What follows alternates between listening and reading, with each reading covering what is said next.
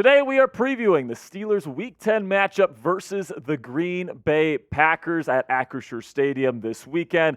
And before I get into my keys to victory, my score prediction, even a Jordan Love scouting report today, do me a favor, click that subscribe button and join us for our Steelers watch parties all season long. Of course, we're going to be going live this weekend when the Packers play the Steelers this weekend. So make sure you click that subscribe button right now, turn on your notifications, and join us for watch parties all season long. And I'll tell you guys this right now. All right, we're going to make a deal right now. Every sub that we get today, that's going to equal 1 point for the Pittsburgh Steelers on Sunday versus the Packers. So help the Steelers win right now. Click that subscribe button and join us for our live watch party Sunday afternoon. And before I get into the nitty-gritty here when it comes to the Green Bay Packers and kind of let you know what kind of team they are, their offense, defensive scheme, all that great stuff. Let me know who you guys think is going to win this matchup. Do you think the Steelers improve to 6-3 with a win at home, type PIT, or if you think it's going to be a trap game for the Steelers and the Packers are going to come into Acrisure and beat them, type GB, down there in the comments section. And now let's break down this matchup here where the Pittsburgh Steelers, sitting at 5-3, just beat the Tennessee Titans on Thursday Night Football. Green Bay just beat the Los Angeles Rams on the road. They didn't have Matthew Stafford in that game, though, so keep that in mind. Green Bay's feeling pretty good about themselves after that 20-3 win. Their record is 3-5. And right now, it's been a very disappointing season.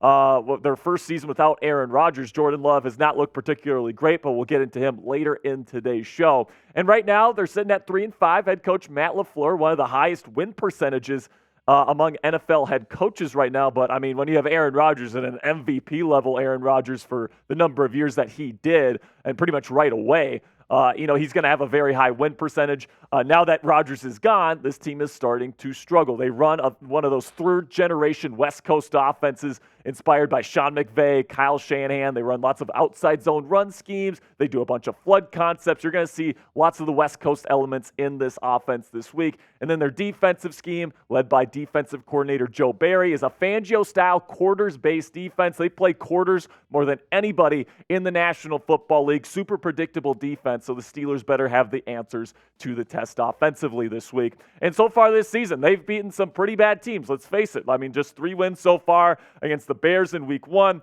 the Saints in Week 3, and then the Rams just last week in Week 9. Before that, they had 4 straight losses, and they were losing to some pretty bad teams like the Broncos and the Raiders. So definitely not the best team in the world here are the Green Bay Packers here in 2023, but the Steelers need to make sure they don't fall into a trap game this week. And I'm going to talk about that later in my keys to victory. Take a look at the trends so far this year between these two teams, starting with the Steelers offense going up against the Packers defense. The Packers defense is giving up about 20 per game. That's actually not so bad. And the Steelers offense is currently one of the lowest scoring offenses in the National Football League, just 16.6 at this point. Then you flip it around here, Packers offense, Steelers defense, giving up about the same in terms of what the Packers are getting versus what the Steelers are giving up. The big number there to watch out for the Steelers, however, 377.3 yards of offense given up per game for the black and gold. That is the second most in the league to this point.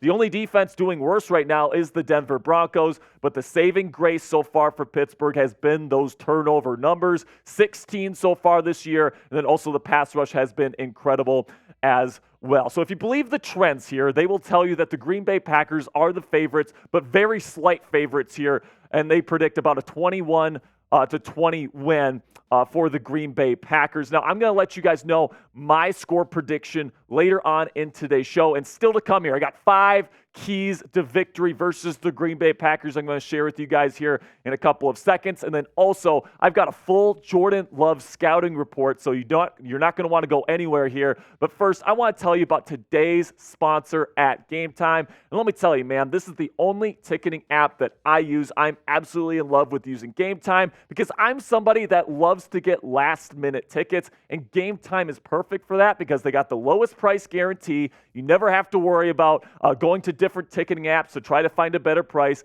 Game Time has the lowest price guarantee, and they got flash deals right before game time. So, if you want to go to an MLB baseball game or an NBA basketball game or maybe even a Penguins NHL game, right, you can get tickets right before game time, and it's going to be the lowest price. They also have a super easy-to-use app that's right at your fingertips. It's the only ticketing app that I have on my phone right now, and you could do the same. It's the fastest-growing ticketing app in the country for a reason. Buy tickets in a matter of seconds, 2 taps, and you're set. Tickets are also sent directly to your phone, so you never have to dig through that pesky email of yours. Snag the tickets without the stress with Game Time today. Download the Game Time app, create an account, and use code SteelersChat. That's one word, all caps, for $20 off your first purchase.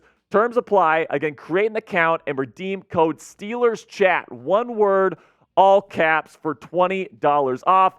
Download Game Time today. Last-minute tickets, lowest price, guaranteed. All right, so now let's get into my keys to victory this week, starting with Jordan Love here, where Jordan Love is one of the most aggressive quarterbacks in the National Football League. That's what you have to know about this guy, and you need to take away the deep pass when you play the Green Bay Packers. Now let's go to my scouting report here on Jordan Love. And listen, in my opinion, I don't think Jordan Love is a starting quarterback in this league. I think he's more of a high-end backup, somebody that can come in and be a spot starter and potentially win you some football games. But he's not somebody that's going to be able to carry an NFL offense, in my opinion, moving forward. He's got incredibly great arm talent. That's why he was drafted in the first round. That's why Green Bay traded up for him. Of course, he's got the size. I think his pre-snap processing is okay at this point in his career. But then the post-snap processing, the accuracy, the footwork, all these different nuances of the position, Jordan just doesn't have that right now, in my opinion. And, after sitting behind Aaron Rodgers for, 3 years, I just don't think that it's at the point in his career where it's really going to develop. But the thing that really differentiates Jordan Love from other quarterbacks in this league is that Jordan is bombing the ball down the field. Of course, they got Christian Watson, who's going to be questionable for this game. He left last week's game with an injury. And, you look at these numbers right here, the average intended air yards, so that's the amount that the ball travels per pass for Jordan Love, is second highest in the National Football League. The only guy higher is Will Levis, and he's only played 2 games. Then you get aggressiveness percentage, which is the percent of throws that are thrown into extremely tight coverage. He's throwing into tight coverage 22.3% of the time. So what this tells you is that he's throwing the ball down the field and into tight windows. That means that there's going to be opportunities to get interceptions in this football game, and you better be willing to defend the deep pass because you know it's coming and you don't want to give up those big plays to this Packers passing attack. Then another thing, this might seem contradictory here, but I also think along with taking away the deep pass, you have to load up the box and defend against the run. The Green Bay Packers, I think the best thing about this offense right now is their running back duo in Aaron Jones and A.J. Dillon. Both of these guys can get the job done. Jones can go out even as a slot receiver at times, and then Dillon, of course, is their power back. That does a great job in short area situations. So if I am the Pittsburgh Steelers right now, my plan of attack against this Packers run game and against this offense in general is that you load up the box, you put bodies in there to defend against the run, and then on the back end, when it comes to your corners and how you play your safeties, you play them back. You play off coverage because you know that Green Bay is going to be bombing the ball deep, and you kind of, you both defend against the run by putting the bodies in the box, but you also defend against the deep pass by keeping those corners and safeties back. So that's what I would be doing if I'm Mike Tomlin and Terrell Austin this week. And we're going to shift to the offensive side of the ball here in my keys to victory in just a second. So do me a favor right now. Help this Pittsburgh Steelers get their first 400-yard performance of this season by putting up 400 likes down there, below this video. Click that thumbs up icon. Every like that we get on this video is going to equal 1 yard of offense for the Pittsburgh Steelers on Sunday. So help the Steelers win right now by clicking that like button. All right, now let's start with the offensive keys to victory here. And Rashawn Gary, the edge rusher here for Green Bay, is definitely their best player on this roster right now. I don't even think it's particularly close. I consider Rashawn Gary a top 10 edge rusher in the National Football League, and he is a legitimate game wrecker. If there is somebody that you're not going to allow to completely blow up this football game, it has to be Rashawn Gary. I don't care if you got to double team him and you leave Preston Smith one-on-one.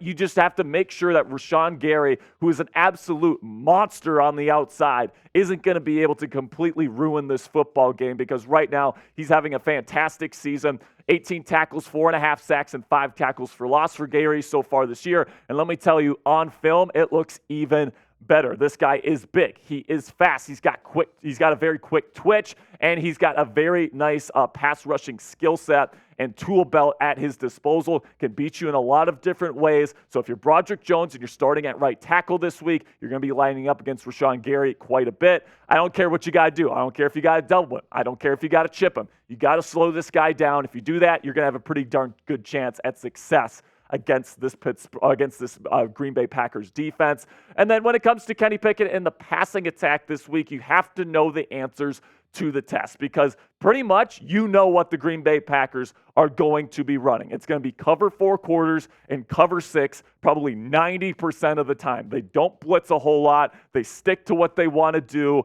and you have to have a good game plan, and you have to execute based on what coverage that you're seeing pre-snap and then post-snap. In my opinion, defensive coordinator for the Packers, Joe Barry, is the Matt Canada of defensive coordinators here in the National Football League. Just as bad as Matt Canada is as an offensive play caller, that's how bad Joe Barry is. He is 32nd out of 32 defensive coordinators in this league, in my opinion. He is that bad, so you have to take advantage of this here. I think the Packers actually have some pretty decent talent. Like, they got Rashawn Gary, Preston Smith, Jair Alexander. They've got some nice pieces here in Green Bay, but their defense is so predictable that they're about a league average defense right now. And if you're Kenny Pickett, if you're Matt Canada, you have to know what you're going to see. You're going to see cover 4 quarters. You're going to see cover 6.